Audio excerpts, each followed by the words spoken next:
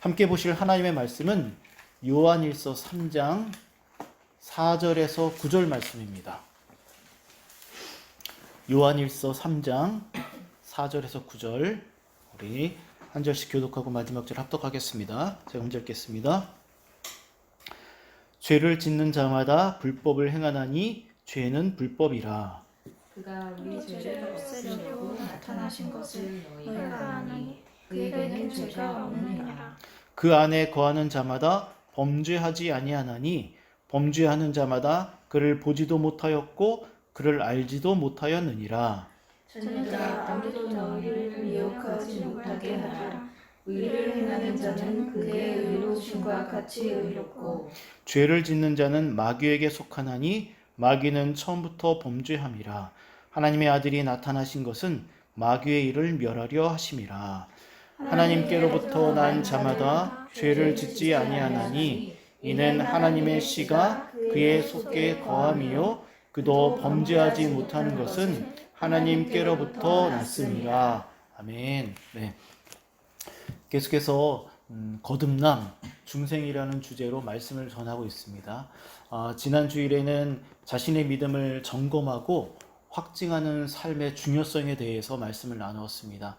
자신의 믿음이 그리스도 안에 있는지 날마다 자신의 삶과 신앙을 돌아보는 것이 그리스도인에게 있어서 얼마나 중요한지 여러분들 계속해서 명심하시고 날마다 일기를 쓰는 마음으로 그렇게 자신의 신앙과 삶, 오늘은 내가 어떻게 살았는지 또 그러한 삶 앞에서 하나님 앞에 회개 기도하고 또 기도하면서 내일은 또 내가 더 어떤 삶을 살아야 될지 그리고 하나님 앞에서 결단하는 그러한 매일매일의 삶이 우리 그리스도인에게 있어야 한다라는 것입니다.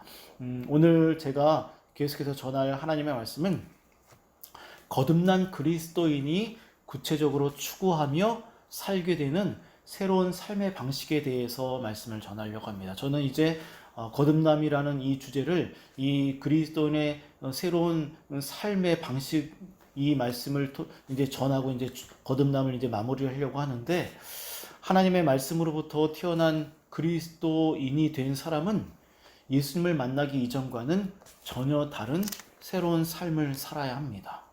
다시 말해서 우리의 마음 안에서 하나님이 우리에게 말씀해 주시는 새로운 삶에 대한 간절한 열망이 일어나게 되고 욕구가 일어납니다. 육체적인 욕구가 아니라 영적인 욕구가 비록 지금은 부족하지만 여전히 부족하지만 하나님이 기뻐하시는 삶을 살고 싶어하는 간절한 열망과 욕구가 우리 안에 뜨겁게 자연스럽게 날마다 일어나게 되어져 있습니다. 이런 것들이 여러분의 삶에서 일어나고 있는지 자신을 돌아봐야 한다는 것이죠.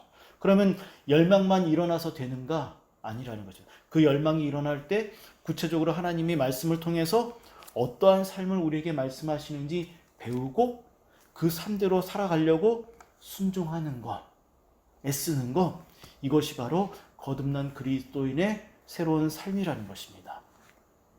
저는 하나님의 말씀으로부터 태어난 거듭난 그리스도인의 삶을 크게 세 가지 주제로 여러분들에게 말씀을 전하려고 합니다. 오늘부터 3주간에 걸쳐서 다음 주는 추수감사주일이니까는 또 추수감사 절기 말씀을 전하고 앞으로 그러니까 한 달이죠. 그 정도 여러분들과 세 가지 주제로 거듭난 그리스도인의 삶에 대해서 여러분들과 말씀을 나누려고 합니다. 첫째는 오늘 말씀을 읽었던 본문처럼 죄를 멀리하고 죄를 짓지 않는 삶에 대해서 말씀을 드리려고 합니다. 이 말씀을 통해서 죄가 얼마나 무서운 것인지 깨닫고 그로 인해서 죄를 거부하고 죄를 멀리하고 죄를 짓지 않는 삶이 어떠한 삶인지 이 삶이 얼마나 중요한 것인지에 대해서 여러분들과 말씀을 나누려고 합니다. 그리고 두 번째는 하나님을 사랑하는 그런 마음으로 우리의 이웃, 우리의 성도들을 이제 우리가 곧 만나게 될 그 성도들을 진심으로 사랑하는 것 그리고 그들을 진심으로 섬기는 삶에 대해서 이 삶에 대해서 배울 것이고 마지막으로 세 번째는 세상이 우리를 많이 유혹하고 현혹시키고 쓰러뜨리려고 하고 이런 무서운 세상 가운데서 믿음으로 세상을 이기는 삶에 대해서 여러분들과 말씀을 나누려고 합니다. 이렇게 세 가지 주제로 여러분들과 말씀을 나누고 이제 이 말씀을 여러분들이 구체적인 여러분들의 삶의 기도의 제목으로 삼고 기도하면서 날마다 자신의 믿음을 확증해 나갈 수 있는 여러분들이 되기를 주님의 이름으로 부탁을 드립니다. 오늘은 첫 번째 시간으로 죄를 짓지 않는 삶에 대해서 말씀을 배울 텐데 요한일서 3장 4절 말씀을 보시기 바랍니다. 요한일서 3장 4절을 보면 이렇게 기록이 되어져 있습니다. 죄를 짓는 자마다 불법을 행하나니 죄는 불법이다 라고 이렇게 말씀하면서 죄를 짓는 사람은 불법을 행하는 것이라고 합니다. 그리고 죄는 불법이다 라고 이렇게 정의를 내리고 있죠. 자, 그럼 계속해서 8절 말씀을 보시기 바랍니다. 8절을 보면 또 이렇게 기록이 되어 있습니다. 놀랍게도 그리고 무섭게도 죄를 짓는 자는 마귀에게 속해 있다고 합니다. 그러면서 죄는 마귀에게 속했고 그리고 마귀의 일을 하는 것이다 라고 그렇게 8절 말씀이 우리에게 증거하고 있는 것을 우리가 알 수가 있습니다. 정리해서 말씀을 드리면 죄를 짓는 것은 불법을 행하는 것이고 그리고 이는 곧 마귀에게 속해서 마귀의 일을 하는 사람이다 라고 성경이 명확하게 그렇게 규정하고 있다라는 것이죠. 죄가 이렇게 무섭다라는 것입니다. 그럼 이제 이 무서운 죄를 이제 하나하나 이제 풀어나가 보도록 할 텐데 4절 말씀을 다시 보면 4절에 보면은 좀 전에 말씀을 드렸지만 죄가 불법이라고 이렇게 정의를 하고 있잖아요. 불법. 그러면 이 불법이 어떤 의미인가? 불법이 무엇을 의미하는지 알게 되면 그리고 하나님이 이 불법을 행하는 자들을 어떻게 처리하시는지 알게 되면 죄가 얼마나 무서운 것인지 우리가 알게 될 수 있다는 것이죠. 자, 불법이라는 말의 의미는 어떤 것이냐면 법을 어기는 거잖아요. 어기는 거. 여기서 법은 무엇이냐면 바로 하나님의 말씀과 하나님의 가르침을 말합니다. 하나님의 말씀과 하나님의 가르침을 어기는 거죠. 다시 말해서 쉽게 말해서 그러면 불법은 하나님의 말씀과 가르침대로 살지 않는 것입니다. 하나님의 말씀과 가르침대로 살지 않는 것이 죄이며 불법이라는 것입니다. 그럼 왜 사람들이 죄를 짓는 것이 불법이라는 것을 알면서도 불법을 저지르게 되는가? 왜 우리는 죄가 이렇게 무섭고 마귀에게 속했고 마귀의 일을 하는 것이라고 성경에 기록되어져 있음에도 불구하고 우리는 여전히 죄를 짓는가? 사람들이 죄를 짓고 불법을 저지르는 근본 이유는 무엇이냐면 하나님의 말씀이 그다지 중요하지 않다라고 생각하기 때문입니다. 하나님의 말씀이 정말 소중하고 중요하면 그렇게 하지 않는다라는 것이죠. 삶을 살아가다 보면 삶을 살아가는 데 있어서 하나님의 말씀이 얼마나 소중한지 깨닫지 못하기 때문에 하나님의 말씀으로부터 멀어지게 되고 하나님의 말씀으로부터 멀어지게 되므로 필연적으로 죄를 짓게 되는 것입니다. 하나님의 말씀으로부터 멀어지는 것은 곧 죄를 짓게 된다는 것입니다. 왜냐하면 죄는 언제나 하나님의 말씀을 우리의 마음 가운데서 멀어지게 할 때 필연적으로 나타나는 문제이기 때문입니다. 반드시 죄라고 해서 뉴스에서 나오는 것처럼 사람들을 죽이고 도둑질하고 누군가에게 피해를 입히는 것만 죄라고 생각해서는 안 됩니다. 죄는 하나님의 말씀과 가르침을 멀리하고 말씀을 벗어나서 사는 것이 죄라는 것입니다. 죄. 우리는 성경을 통해서도 분명히 알 수 있는 것이 있는데 우리 인류의 첫 번째 죄인 바로 아담과 하와를 통해서도 우리는 알 수 있습니다. 아담과 하와가 사람을 죽이거나 극악무도한 죄를 지어서 하나님 앞에서 범죄하여서 에덴 동산에서 쫓겨난 것이 아닙니다. 그들의 죄를 짓고 불법을 행한 이유는 하나님의 말씀보다 마귀의 그 유혹에 더 마음을 빼앗기고 넘어갔기 때문에 하나님의 그 약속의 말씀을 망각했기 때문에 그들이 죄를 지었다라고 성경이 그렇게 말씀하고 있는 것입니다. 하나님의 말씀보다 마귀의 말에 더 귀 기울인 것입니다. 그것이 죄이고 그것이 불법이라는 것입니다.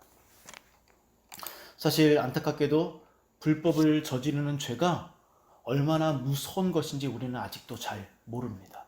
저도 잘 몰랐습니다. 그런데 말씀을 준비하면서 죄가, 불법이 이렇게 무서운 것인가? 이렇게 무서운 것인가? 라는 것을 깨닫고 저도 하나님의 말씀을 대하는 제 마음의 태도를 바르게 잡으려고 부단히 애쓰고 있습니다. 이제 죄, 불법이 얼마나 무서운 것인지 확인해 볼 텐데 여러분들 부디 이 말씀을 통해서 죄가 무엇인지, 불법이 얼마나 무서운 것인지 깨닫고 여러분들 하나님의 말씀을 더욱더 사모하고 가까이에서 죄를 멀리하는 그런 사람이 되기를 바랍니다. 이제 그러면 불법이 무엇인지 다 함께 마태복음 7장으로 넘어가 보도록 하겠습니다. 마태복음 7장 22절부터 23절 말씀입니다. 마태복음 7장 22절 23절 함께 읽겠습니다. 그날에 많은 사람이 나더러 이르되 주여 주여 우리가 주의 이름으로 선지자 노릇하며 주의 이름으로 귀신을 쫓아내며 주의 이름으로 많은 권능을 행하지 아니하였나이까 하리니 그때 내가 그들에게 밝히 말하되 내가 너희를 도무지 알지 못하니 불법을 행하는 자들아 내게서 떠나가라 하리라. 아멘. 자, 마태복음 7장 22절에서 23절 말씀은 예수님이 세상을 심판하시기 위해서 다시 재림하시는 그날 무슨 일이 일어날 것인지에 대해서 말씀하시는 가운데 하시는 내용 중에 한 부분입니다. 22절과 23절 말씀은 어떤 특정한 계층의 사람들이 예수님에게 심판을 받게 되는 내용을 기록한 말씀입니다. 20절 말씀을 보면 세 부류의 사람이 등장을 하게 됩니다. 세 부류의 계층의 사람들이 등장해서 예수님에게 심판을 받는데 첫 번째는 어떤 부류이냐면 예수님 바로 주님의 이름을 앞세워서 선지자 노릇을 했던 사람이 심판을 받게 되는 장면이 나옵니다. 선지자는 누구냐면 바로 그리스도인들에게 하나님의 백성에게 하나님의 말씀을 선포하고 예언하고 증거하고 가르치는 일을 하는 사람들입니다. 놀랍죠? 그들이 지금 주님께 심판을 받고 있습니다. 두 번째는 주님의 이름을 앞세워서 귀신을 내어 쫓는 이런 축기 사역이라고 하죠. 이러한 일들을 했던 사람들이 심판을 받는 장면이 나옵니다. 마지막으로 세 번째는 주님의 이름, 예수 그리스도의 이름으로 이적을 행하고 병든 자를 고쳐주고 권능을 행하는 사람들이 심판을 받게 되는 장면이 기록되어져 있습니다. 그럼 왜 그들이 이 놀라운 사역들을 했음에도 불구하고 심판을 받을 수밖에 없었던가? 기록이 23절에 나와져 있습니다. 23절에 보면 하나님의 일을 하는 사람처럼 보였던 세 부류의 사람들이 심판을 받게 된 이유는 무엇이냐면 그들이 우리가 오늘 좀 전에 말씀을 살펴보았던 것처럼 요한일서 3장에 기록되어져 있던 것처럼 불법을 행하는 사람들이었기 때문입니다. 불법을 행하는 사람들. 사실 하나님의 일을 하면서 불법을 행한다? 조화가 되지 않죠. 잘 믿겨지지 않죠. 하나님의 일을 하는 사람처럼 보였던 이들이 겉으로 보기에는 예수님의 이름으로 주 예수 그리스도의 이름으로 명하는 이렇게 예수님의 이름으로 하나님의 말씀을 전하고 귀신을 내어쫓고 이적을 해갔기 때문에 그 앞에 있는 모든 그리스도인들 하나님의 사람들은 그들이 설마 불법을 행하는 사람들이라고 생각할 수 없었을 것입니다. 그런데 그들은 놀랍게도 죄를 지은 불법을 행하는 사람들이었다라고 예수님께서 말씀하고 있다는 것입니다. 사실 이 말씀은 제 자신에게도 매우 혼란스럽고 어렵고 힘든 말씀이었습니다. 특히 이 계층에 있는 사람들 아마도 대부분 목사나 목회자나 사역자들이겠죠. 아니면 특별히 어떤 부르심을 받은 사람들이었겠죠. 그런데 그들이 변질된 것입니다. 그죠?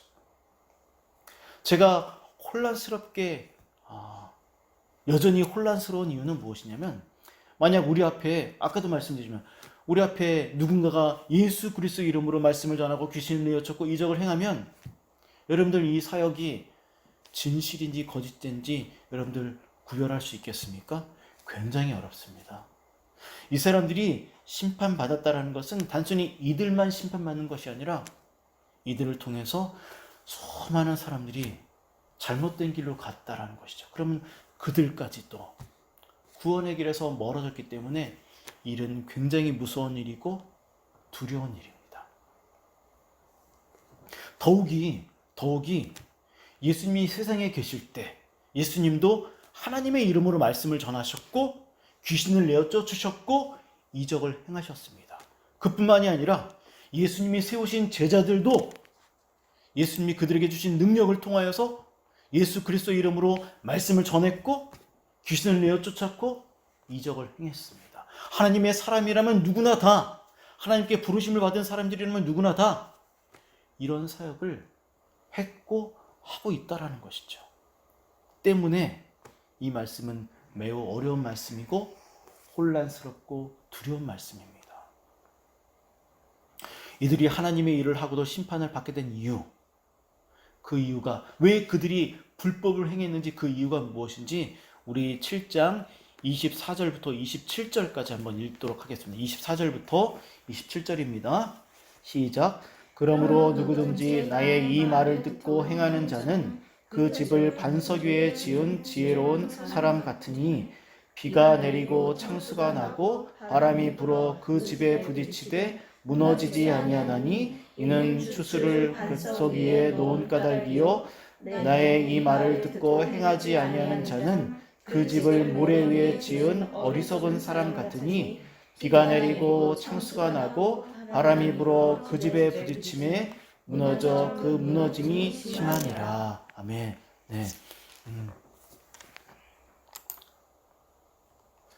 이들이, 이 세 부류의 사람들이 예수님께 심판을 받은 이유는 그들이 하나님의 말씀과 뜻대로 살지 않았기 때문입니다. 하나님의 말씀과 뜻대로 살지 않으면서도 하나님의 이름으로 사역을 했던 사람들입니다. 사람들 앞에서는 그럴싸하게 보일지는 몰랐지만 자신의 삶 속에서는 하나님의 말씀과 하나님의 가르침을 멀리하며 순종하지 않았던 것입니다. 예수님의 이름으로 열심히 사역을 했기 때문에 그 사역 자체로 충분히 내가 구원받을 것이라고 그들은 확신했을 것입니다. 왜냐하면 본문이 그렇게 말을 하고 있기 때문입니다. 주님, 내가 주님의 이름으로 이런 일을 하지 않았습니까? 이런 그 말의 뉘앙스 안에는 사역만으로도 충분히 나는 구원받을 것이라는 착각이, 환상이 그들에게 있었다라는 것이죠. 하지만 아무리 열심히 사역을 했어도 하나님의 말씀을 멀리 한다라는 것이 얼마나 무서운 것인지, 하나님의 말씀을 멀리하고 순종하지 아니하게 되면 필연적으로 불법을 행한다라는 것이 오늘 말씀의 가르침이라는 것입니다. 특히 이 말씀이 저를 더 혼란스럽게 한 것은 무엇이냐면 7장 22절에 보면 이렇게 기록이 되어져 있습니다. 그날에 많은 사람이, 이 말 때문에 저는 또 많이 혼란스러웠습니다. 그날에 많은 사람이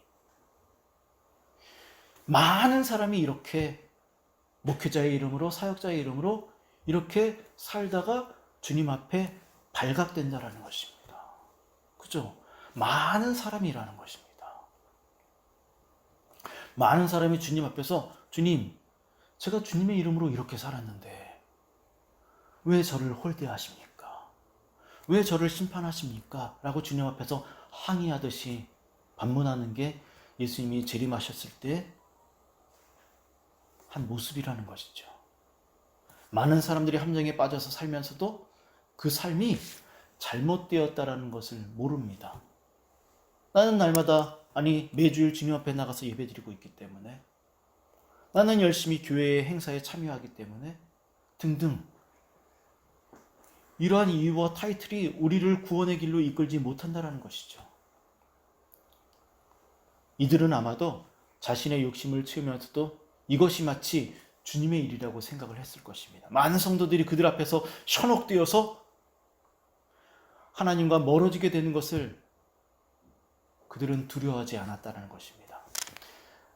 마태복음의 주석학자인 강대훈 교수는 이 마태복음 7장을 강의하고 또 주석하고 해석하면서 이 부류의 사람들을 번영 신학자라고, 번영 신학을 하는 사람들이라고 그렇게 그는 정의를 내립니다. 여기서 번영 신학은 무엇이냐면 바로 하나님만 믿으면 잘 먹고 잘 사고 부자가 되고 복 받을 것이다 라고 말하는 사람들이 바로 번영 신학, 부흥 신학을 기반으로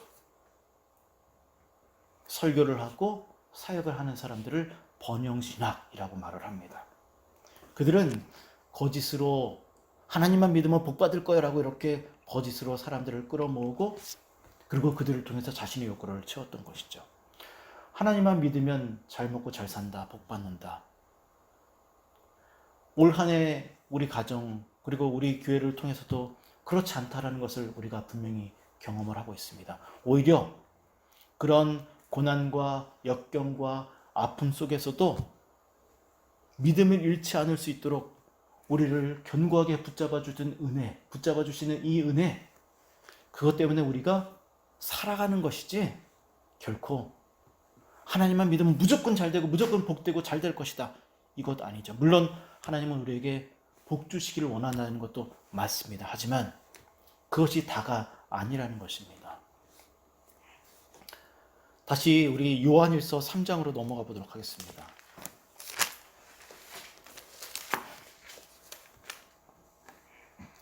요한일서 3장 7절 말씀을 보면 이렇게 기록이 되어져 있습니다.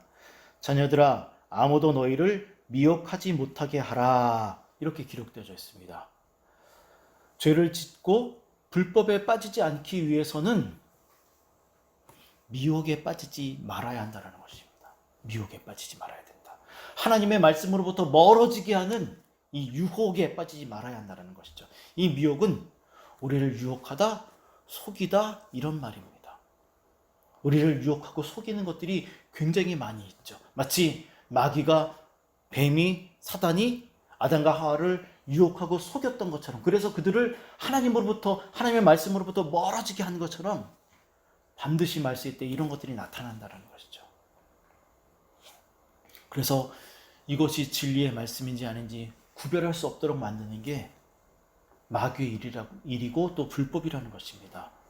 실제로 마태복음 7장과 24장을 보면 말세가 되면 나타나는 매우 중요한 특징이 몇 가지가 있는데, 그것이 무엇이냐면 바로 사람들을 속이는 일들, 불법을 행하는 일들, 그리고 사랑이 식어가는 일들, 이런 것들이 말세가 되면 될수록 아주 빈번하게 나타나는 두드러진 특징이라고 그렇게 성경이 기록하고 있습니다. 실제로 말세가 되면 많은 사람들이 여러분들을 속일 것이고 불법을 행하게 할 것이고 그리고 사랑이 식어게 될 것입니다. 이것이 바로 우리가 그리고 여러분들이 살아가게 될 장래의 주된 특징이라는 것입니다. 이제 말씀을 마무리하면서 그럼 어떻게 하면 우리가 죄로부터 멀어질 수 있고 불법을 행하지 않을 수 있을까? 시편 119편 11절에 보면 이렇게 하나님이 말씀하시고 계십니다. 시편 119편 11절입니다.